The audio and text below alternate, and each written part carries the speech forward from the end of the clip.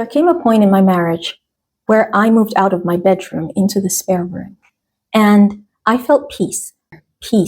And I remember thinking, what is wrong with me?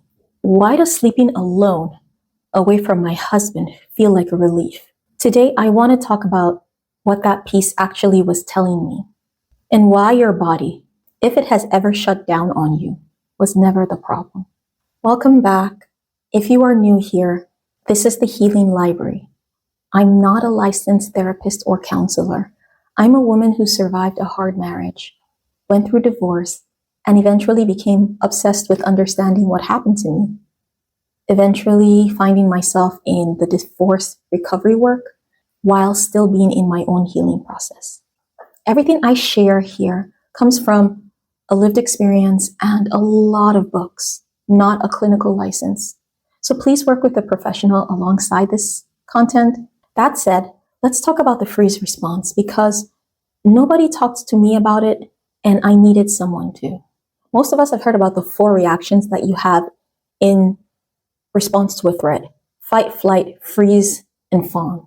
And when danger comes, you either fight back, you run away, you freeze still and hope they think you're dead or they're bored of you, or you fawn and try to acquiesce so that they'll leave you alone. Now, I want to talk about freeze because it's not really a weakness or passivity. It's really your nervous system making a logical calculation.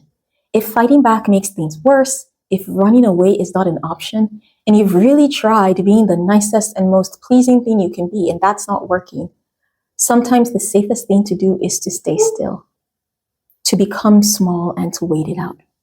In the book, The Body Keeps the Score, it explains how the body doesn't distinguish between a physical threat and an ongoing relational threat. Chronic emotional unsafety, being gaslit, being dismissed, being pressured, living with someone who does not make you feel safe. And I'm not just talking about the abuse we're used to knowing about, physical abuse, somebody screaming at you, hitting you, or things of that sort. But many times, even emotional unsafety, it registers in the nervous system the same way or in a similar way that physical danger does.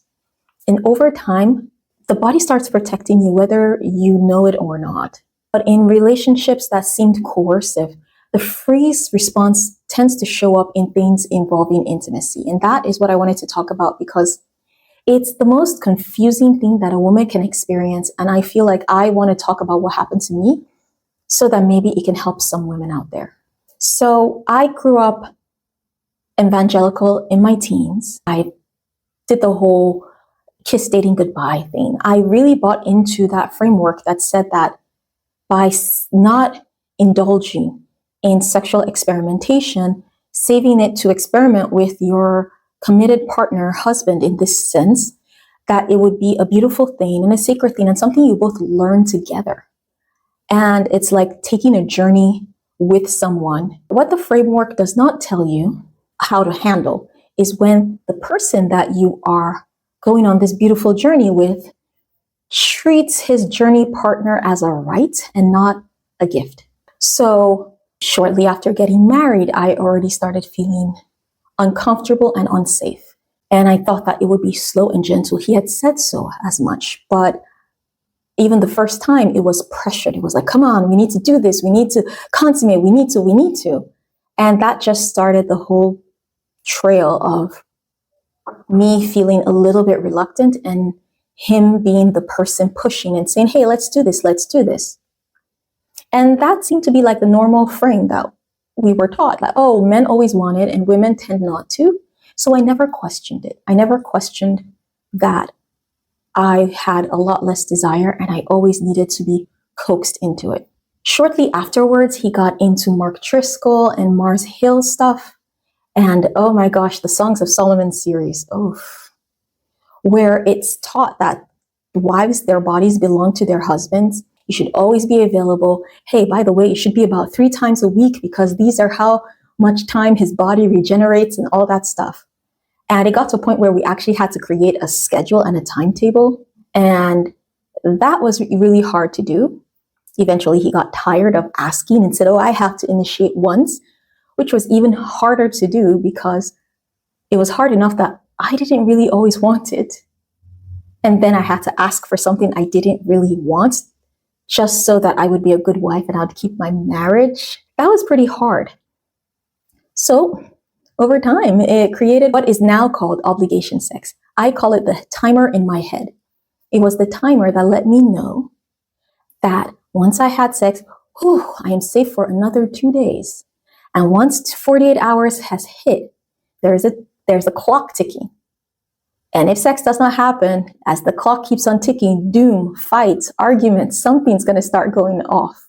From the beginning, I would ask that, hey, when we were dating, there was a lot of kissing, touching, making out. And I really enjoyed that. And I remembered feeling excited, feeling curious about sex, and wanting to have sex. But suddenly, on the other side of marriage, that desire disappeared. And I would love for that, maybe making out, to bring that up again. And he said he's not really interested because, the sex is there. So why do all this stuff ahead of time? And I remember that crushing me. Yeah, it was kind of hard to have that kind of sex, and that did not come from desire or connection, but came from fear of consequences of saying no. Emily Nagoski, in Come As You Are, explains that desire and arousal requires a felt sense of safety. And when safety is not present, when you are performing rather than connecting, the body has to protect itself. And I did not know that. It started out with reluctance and then with my anxiety. And then for many women like me, eventually a full physiological shutdown. You see, I never thought something was strange about the fact that I could count on one hand the number of times I did not need lubrication to be intimate with my ex-husband. I just thought, it's me, I have those issues. And now that I am on the other side of that, I realized that something was very, very wrong. But what started out as reluctance and anxiety eventually got to a point where I could only describe as panic attacks, where I would think that he is interested and my body would go cold. I would start shaking. I would want to cry, would want to run away. And I would have to talk myself, I would have to fight myself and say, I can do this. I'm going to do this. This is for the good of my marriage. This is for the Lord. And I felt bad for not wanting it because at the time I felt he wasn't a horrible husband. I just felt I was failing at something that I was supposed to do. I did sign up for this and I signed up for it for life. I just felt something was wrong. So the big break came when I decided to look out for a sexual therapist. And like many people in church, I got afraid of looking for a sexual therapist because like many people in church, you would hear these rumors about therapists that will encourage you to sleep with somebody else outside of your marriage, to try threesomes, to try all sorts of things that you do not want. And so I delayed on it. I moved into the spare room. I set it up. I made it beautiful. I did everything I wanted to do to a room.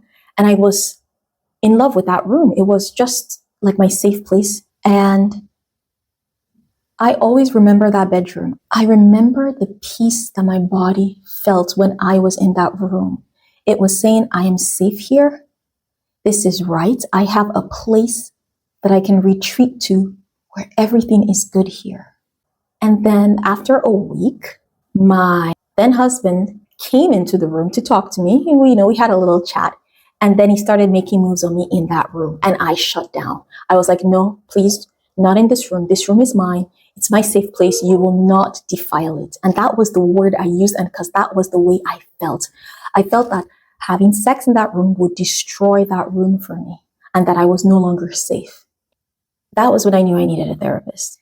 So contacting this Christian therapist, I found one who on his bio literally said, Christian, evangelical, all that stuff. And I went in there expecting this guy to help me fix the problem. I thought he would get me to think of things differently and get my body to cooperate. And what he said was a lot different. He said, I can't help you. He said, what you are talking about sounds a lot like complex PTSD. And I'm like, PTSD?